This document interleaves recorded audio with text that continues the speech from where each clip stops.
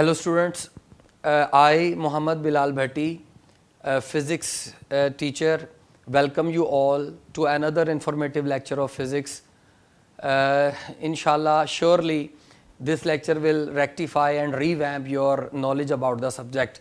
Our next topic is acceleration, so let's start with acceleration.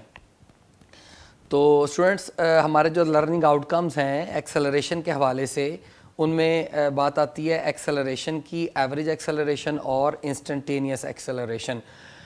मैंने आपको last lecture में बता दिया था कि जो एक्सेलरेशन वाला टॉपिक है वो डिस्टेंस डिस्प्लेसमेंट जो लेक्चर नंबर 1 था, वेलोसिटी स्पीड जो कि लेक्चर नंबर 2 था, इन दोनों से ज़्यादा इम्पोर्टेंट है समझने के हवाले से, क्योंकि इस एक्सेलरेशन को सीखने में स्टूडेंट्स काफ़ी ज़्यादा कन्फ्यूजन्स रखते हैं। तो आइए एक्सेलरेशन के बारे में सीखते हैं। स्टूडेंट्स देखें, आप अगेन मैंने जैसे वेलोसिटी को शुरू किया था तो उस वक्त भी मैंने एक एग्जांपल से शुरू किया था कि कार मूव करती है, तो आइए एक्सेलरेशन भी हम एग्जांपल से ही शुरू करते हैं। मैं एक क्वेश्चन अराइज करता हूँ कि क्वेश्चन अराइजेज कि अगर कहा जाता है कि एक बॉडी मूव कर रही है और उसकी जो स्पीड है वो 5 मीटर पर सेकंड है, तो इसका मतलब है कि वो हर सेकंड में 5 मीटर का डिस्टेंस कवर करती है। या कह दिया जाए कि एक बॉडी मूव कर रही है, उसकी वेलोसिटी 10 मीटर पर सेकंड है, इसका मतलब वो हर सेकंड में 10 मीटर का डिस्प्लेसमेंट कवर करती है। लेकिन जब ये कहा जाता है कि एक बॉडी मूव कर रही है, उसका एक्सेलरेशन 10 मीटर पर सेकंड स्क्वेयर्ड है, क्योंकि अभी आप देखेंगे कि एक्सेलरेशन के यूनिट होते हैं मीटर पर सेकंड स्क्वेयर्ड, तो इसका क्या मतलब होता है ये हमने आज के लेक्चर में सीखना है कि हमें जो फिजिकल क्वांटिटीज हैं ये क्या इन्फॉर्मेशन देती हैं। डिस्प्लेसमेंट डिस्टेंस क्या इन्फॉर्मेशन देता है, स्पीड वेलोसिटी क्या इन्फॉर्मेशन देती है, ये हम सीख चुके। एक्सेलरेशन के ऊपर बात होगी, तो मैंने लास्ट लेक्चर को एंड करते हुए भी ये बताया था कि असल में एक्सेलरेशन हमें बताता है कि जब बॉडी की वेलोसिटी इंक्रीज करे या डिक्रीज करे तो हम उसको अगर अपनी मेजरमेंट में लाना चाहें, क्योंकि जब चीज़ें मेजरमेंट में आती हैं तो कंट्रोल में आती हैं, तो अगर हम इसको अपनी मेजरमेंट में लाना चाहें तो वेलोसिटी के चेंज की मेजरमेंट का नाम एक्सेलरेशन है। तो हम डिफाइन करते हैं कि मान लें कि उसी बॉडी की वेलोसिटी में चेंज आया और वो जो तब्दीली आई वो टाइम डेल्टा टी में आई, तो हम डिफाइन करते हैं कि acceleration is that change in velocity upon delta T, और चेंज इन वेलोसिटी को वी एफ माइनस वी आई या V2 minus V1 over delta T भी लिखा जा सकता है।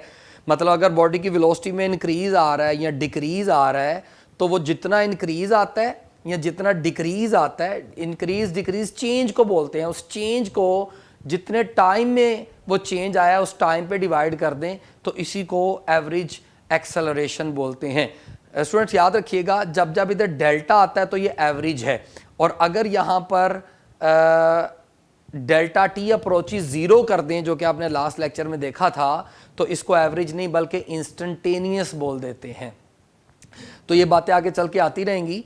तो यहाँ पर अगर तो आपने जब स्टॉप स्टार्ट की और उस वक्त इनिशियल टाइम 0 था, तो फिर इधर टाइम में डेल्टा लगाने की ज़रूरत भी नहीं होती, फिर इधर टाइम में डेल्टा लगाने की भी ज़रूरत नहीं। अब जाए तो टाइम टी ही लिख लें, क्योंकि प्रिसाइजली जब इसको आप एक्सपेंड करें तो ये लिखना चाहिए डेल्टा वी की जगह वी एफ माइनस वी आई, और नीचे लिखना चाहिए डिनोमिनेटर में टी एफ माइनस टी आई, यानी उस इंटरवल का टाइम जिस इंटरवल में वेलोसिटी वी आई से वी एफ हुई।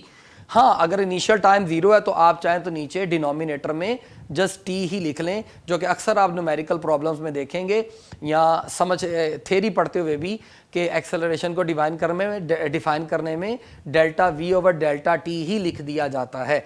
अच्छा, अब स्टूडेंट्स आप देखें इस डेफिनेशन के बाद अभी मैंने ये बात बतानी है, ज़रा साथ जुड़े रहिएगा कि एवरेज एक्सेलरेशन या एक्सेलरेशन हमें क्या इन्फॉर्मेशन देता है। आप उससे पहले ज़रा इसके यूनिट्स और वेक्टर स्केलर के बारे में सीख लें कि अगर वेलोसिटी वेक्टर क्वांटिटी है तो इसका मतलब एक्सेलरेशन भी वेक्टर क्वांटिटी है। और सवाल यहाँ पर पैदा होता है कि एक्सेलरेशन की डायरेक्शन कहाँ को होती है। तो बच्चों याद रखिएगा, मैंने पिछले लेक्चर में वेलोसिटी का लेक्चर ख़त्म करते हुए ये बताया था कि कॉमन मिसकॉन्सेप्शन है कि बच्चे समझते हैं acceleration depends upon velocity and acceleration is along velocity. तो उन दोनों का जवाब अब आ गया याद रखिए एक्सेलरेशन कभी वेलोसिटी पे डिपेंड नहीं करता, एक्सेलरेशन चेंज इन वेलोसिटी पे डिपेंड करता है, डेल्टा वी। क्योंकि ऐसी बहुत सारी एग्जांपल्स आप देखेंगे जिनमें वेलोसिटी जीरो होगी लेकिन एक्सेलरेशन जीरो नहीं होगा। जैसे एक बॉल को मैं हवा में ऊपर फेंकूं अंडर ग्रेविटी, तो हाईएस्ट पॉइंट पर पहुंचकर उसकी वेलोसिटी जीरो होती है लेकिन एक्सेलरेशन जीरो नहीं होता।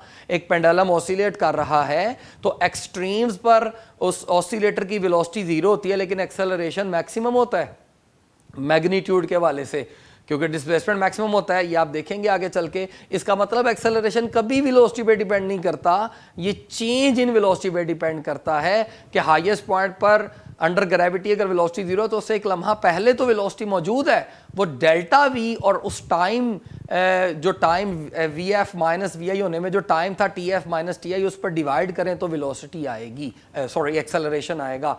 तो acceleration depends upon change in velocity, और बिल्कुल इसी सीक्वेंस में एक्सेलरेशन की डायरेक्शन भी वी आई या वी एफ की तरफ नहीं होती बल्कि डेल्टा वी की तरफ होती है, चेंज इन वेलोसिटी की तरफ होती है।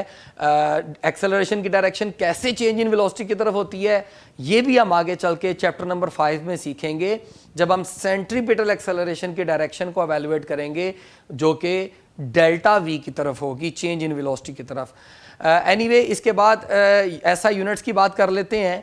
तो साफ फार्मूले के जरिए नज़र आ रहा है कि बेटे जो वेलोसिटी है ये इसको हम मैयर कर दी होती है मीटर पर सेकंड में मैयर करते हैं, और जो टाइम है टाइम मैयर करते हैं सेकंड।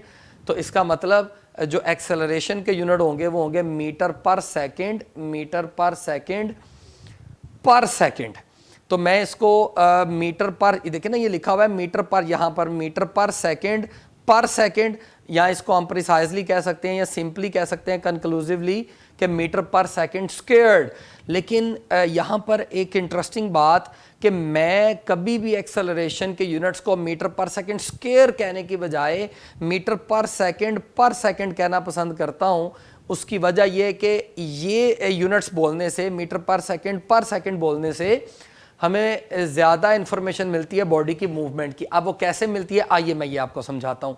देखिए अगर ये कह दिया जाए कि एक बॉडी मूव कर रही है और उसका एक्सेलरेशन है 10 मीटर पर सेकंड, इसका मतलब हर सेकंड में उसकी वेलोसिटी 10-10 मीटर पर सेकंड बढ़ती जा रही है। या आप इसको ऐसे भी पढ़ सकते हैं कि एक बॉडी अगर मूव कर रही है उसका एक्सेलरेशन है 10 मीटर पर सेकंड स्क्वायर्ड, आप इसको पढ़ें 10 मीटर पर सेकंड, बल्कि आप इसको पढ़ें 10 मीटर पर सेकंड इन ईच सेकंड। तो एक्सेलरेशन असल में हमें ये इंफॉर्मेशन प्रोवाइड करता है कि जब भी कोई बॉडी मूव करती है और कह दिया जाए कि उसका एक्सेलरेशन है जी +20 मीटर पर सेकंड स्क्वायर, तो आप फौरी समझ जाएं, आप इसको पर सेकंड स्क्वायर की बजाय इसको रीड करें 20 मीटर पर सेकंड इन ईच सेकंड, मतलब हर सेकंड में वेलोसिटी 20 मीटर पर सेकंड बढ़ती जा रही है। और यहीं पर मैं आपको बता दूं, हम इसको एक और अंदाज में भी वैसे सीख सकते हैं, लेकिन यूनिट्स के जरिए आप सीख लें। अगर लिखा जाए कि एक बॉडी का एक्सेलरेशन है -20 मीटर पर सेकंड स्क्वायर, तो फौरी तौर पर आप इसको रीड करें -20 मीटर पर सेकंड इन ईच सेकंड, यानी हर सेकंड में बॉडी की वेलोसिटी 20 मीटर पर सेकंड कम होती जा रही है। और आगे चल के आप सीखेंगे इसको रिटार्डेशन या डिसेलरेशन भी कहा जाता है। तो स्टूडेंट्स यही वो मिसकॉन्सेप्शन थी जो मैंने आपको एग्जाम्पल के ज़रिए समझा दी कि हमें एक्सेलरेशन क्या इन्फॉर्मेशन प्रोवाइड करता है। आप प्रॉब्लम सॉल्विंग में जो कन्फ्यूजन होती है मैं वो भी आपकी खिदमत में रख दूं। देखिए मान लें कि एक बॉडी की का एक्सेलरेशन था +10 मीटर पर सेकंड स्क्वायर और कुछ लम्हे के बाद उसका एक्सेलरेशन हो गया +8 मीटर पर सेकंड स्क्वायर। तो क्या मतलब, पहले उसका एक्सेलरेशन 10 था बाद में 8 हो गया, तो क्या वेलोसिटी अब कम होना शुरू हो जाएगी? तो जवाब है नहीं। अगर किसी बॉडी का एक्सेलरेशन पहले था 10 मीटर पर सेकंड स्क्वायर, इसका मतलब ईच सेकंड में उसकी वेलोसिटी 10-10 मीटर पर सेकंड बढ़ रही है, लेकिन कुछ लम्हे के बाद उसका एक्सेलरेशन हो गया 8 मीटर पर सेकंड स्क्वायर, इसका मतलब अभी भी वेलोसिटी बढ़ रही है लेकिन हर सेकंड में 8 मीटर पर सेकंड बढ़ रही है। यानी दोनों सूरतों में इंक्रीज आ रहा है, लेकिन अब डिक्रीजिंग रेट में, मतलब हर सेकंड में जो वेलोसिटी बढ़ रही है, पहले 10-10 मीटर पर सेकंड बढ़ रही थी, अब 8-8 मीटर पर सेकंड बढ़ रही है। दोनों सूरतों में इंक्रीज ही आ रहा है। तो ये बात सुनने में तो आपको शायद लग रही हो कि सर थोड़ी सी कंफ्यूजिंग है या बोरिंग है, लेकिन जब आप इसकी प्रॉब्लम सॉल्व करेंगे तो यही वो एग्जांपल है जो मैंने दी है जो आपको क्वेश्चंस को सॉल्व करने में आसानी देगी। इसी तरह का एक क्वेश्चन मैंने आपके लिए रखा है कि एक बॉल इज ड्रॉप्ड या a ball drops in air under gravity from near the surface of earth. In air बड़ा इंपॉर्टेंट वर्ड है। इन एयर दो वर्ड्स ये जो लिखे हैं एयर में, इसका मतलब है कि फ्रिक्शन मौजूद है, एयर रेजिस्टेंस मौजूद है। तो पूछा जा रहा है कि बताइए इसकी वेलोसिटी और एक्सेलरेशन क्या होंगे, इंक्रीज करेंगे दोनों, डिक्रीज करेंगे, वेलोसिटी इंक्रीज करेगी एक्सेलरेशन डिक्रीज करेगा, या वेलोसिटी डिक्रीज करेगी एक्सेलरेशन इंक्रीज करेगा। तो अब इस क्वेश्चन को आइए पहले समझते हैं। तो स्टूडेंट्स क्वेश्चन में कहा जा रहा है कि एक बॉल है, उसको एयर में बिल्कुल ज़मीन के करीब से ऐसे फेंका, तो नियर द सरफेस ऑफ अर्थ। तो अब एयर अगर मौजूद है तो एयर फ्रिक्शन उसका जो एक्सेलरेशन है उसको डिक्रीज कर देगी। आप ज़रा अगर कॉम्प्रीहेंसिव इसको अंडरस्टैंड करें तो सिनेरियो ये है, आपने स्कूल फिजिक्स में सीखा होता है कि near the surface of earth value of g acceleration due to gravity या ग्रेविटेशनल फील्ड स्ट्रेंथ होती है 9.8 मीटर पर सेकंड स्क्वायर्ड या रफली स्पीकिंग 10 मीटर पर सेकंड स्क्वायर। तो जब मैं ये बोलूँगा कि एक बॉल जब अंडर ग्रेविटी नीचे जाता है और उसका एक्सेलरेशन 10 मीटर पर सेकंड स्क्वायर है, तो अभी कुछ देर पहले मैंने आपको सिखाया है 10 मीटर पर सेकंड स्क्वायर का मतलब जब वो बॉल नीचे जा रहा होगा तो उसकी वेलोसिटी हर सेकंड में 10-10 मीटर पर सेकंड बढ़ रही होगी। लेकिन अगर एयर रेजिस्टेंस मौजूद है तो एयर फ्रिक्शन फोर्स है और force affects acceleration, force affects acceleration. तो क्या होगा, पहले उसका एक्सेलरेशन अगर 10 था तो वो एयर रेजिस्टेंस उस एक्सेलरेशन को 10 से कम करके 8 कर देगा। तो पहले एक्सेलरेशन 10 था तो वेलोसिटी हर सेकंड में 10-10 मीटर पर सेकंड बढ़ रही थी। अब एयर रेजिस्टेंस की वजह से एक्सेलरेशन 10 की बजाय 8 रह जाएगा, यानी वेलोसिटी अभी भी बढ़ेगी लेकिन 8-8 मीटर पर सेकंड बढ़ेगी। मतलब क्या होगा, velocity still increases but acceleration decreases. तो वेलोसिटी इंक्रीज करती है, एक्सेलरेशन डिक्रीज करता है। तो इसका मतलब option C is correct option. तो स्टूडेंट्स मैं ये कहूँगा यहाँ पर कि अगर किसी स्टूडेंट को इस MCQ का आंसर समझ आता है या इस क्वेश्चन की समझ आती है और इसका जो जवाब मैंने समझाया ये समझ आता है, तो इसका मतलब उसको वेलोसिटी और एक्सेलरेशन का जो बेसिक कॉन्सेप्ट है कि ये हमें क्या इन्फॉर्मेशन प्रोवाइड करता है वो समझ आता है। बहुत तवज्जो से इसको समझें, अगर नहीं समझ आता तो इसको दोबारा सुनिए। इसके बाद ये स्टूडेंट्स मैं आपको बता चुका हूँ कि जो वेलोसिटी एक्सेलरेशन है ये वेलोसिटी डिपेंडेंट होता है। तो यहाँ पर एक और सीखने वाली बात ये कि अगर चेंज इन वेलोसिटी डिपेंडेंट समझा, मैं सॉरी गलत बोल गया हूँ कि जो एक्सेलरेशन है ये चेंज इन वेलोसिटी पे डिपेंड करता है। तो वेलोसिटी में तो दो चीज़ें होती हैं, मैग्नीट्यूड और डायरेक्शन। तो चाहे वेलोसिटी का मैग्नीट्यूड बदले चाहे डायरेक्शन बदले एक्सेलरेशन आ जाता है। मतलब ऐसी बहुत सी सिचुएशंस आप देखेंगे कि जिनमें पार्टिकल मूव कर रहा है और उसकी स्पीड नहीं बदल रही, यानी मैग्नीट्यूड और वेलोसिटी कांस्टेंट है लेकिन डायरेक्शन बदल रही है, तो डायरेक्शन के बदलने से ही एक्सेलरेशन आ जाएगा। तो यही बात लिखी हुई है, चेंज इन आइदर मैग्नीट्यूड और direction of velocity produces acceleration. और ये पॉइंट डिटेल में मैं आपको समझा चुका हूं कि acceleration doesn't depend on velocity, it depends upon change in velocity. और ये भी पॉइंट आपको बताया कि अगर velocity acceleration change in velocity पे डिपेंड करता है तो याद रखिए कि एक्सेलरेशन की डायरेक्शन भी चेंज इन वेलोसिटी की तरफ होती है। एक असाइनमेंट इसी हवाले से आप इसको ड्रॉ करें, बनाएं, समझें। वैसे ये चैप्टर नंबर 5 में आगे डिटेल में आएगा कि can you draw and prove vectorially that in uniform circular motion. तो याद रखिए आगे चल के भी आपने सीखना है, यूनिफॉर्म सर्कुलर मोशन ऐसी मोशन होती है जिसमें पार्टिकल की स्पीड, जो स्पीड ऑफ पार्टिकल है, रोटेटिंग पार्टिकल, ये कांस्टेंट रहती है। मतलब एक पार्टिकल सर्कल की बाउंड्री पे रोटेट कर रहा है कांस्टेंट स्पीड से। कांस्टेंट स्पीड का मतलब 5 मीटर पर सेकंड से ही रोटेट करता जा रहा है। तो ऐसी मोशन को यूनिफॉर्म सर्कुलर मोशन बोलते हैं, यूसीएम।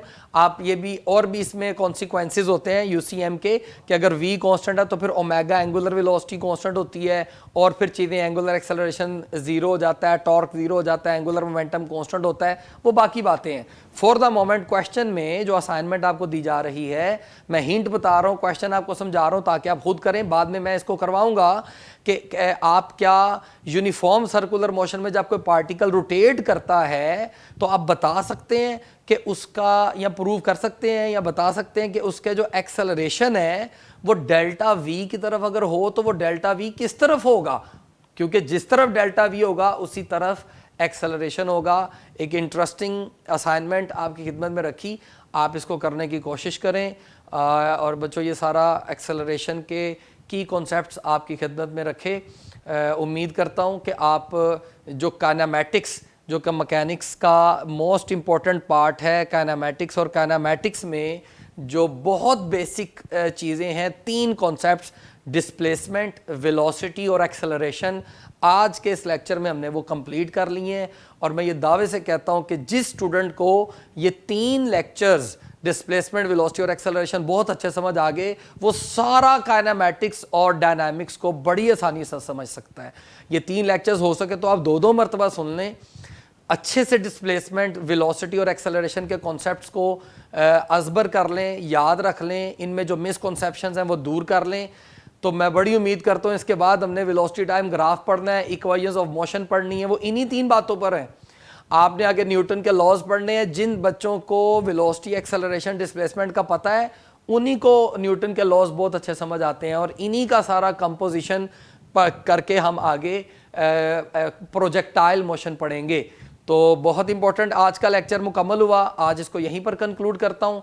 इंशाल्लाह नेक्स्ट लेक्चर में हम वेलोसिटी टाइम ग्राफ शुरू करेंगे। तब तक के लिए अल्लाह निगहबान।